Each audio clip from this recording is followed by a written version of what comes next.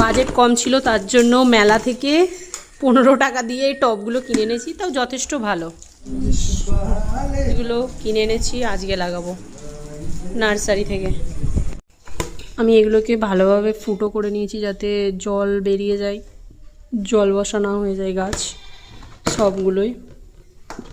এবার এর মধ্যে পাথর দিয়ে দেবো, তারপর শুকনো পাতা, টাইলসগুলো দেবো। এগুলো একটু ভেঙে নিচ্ছি।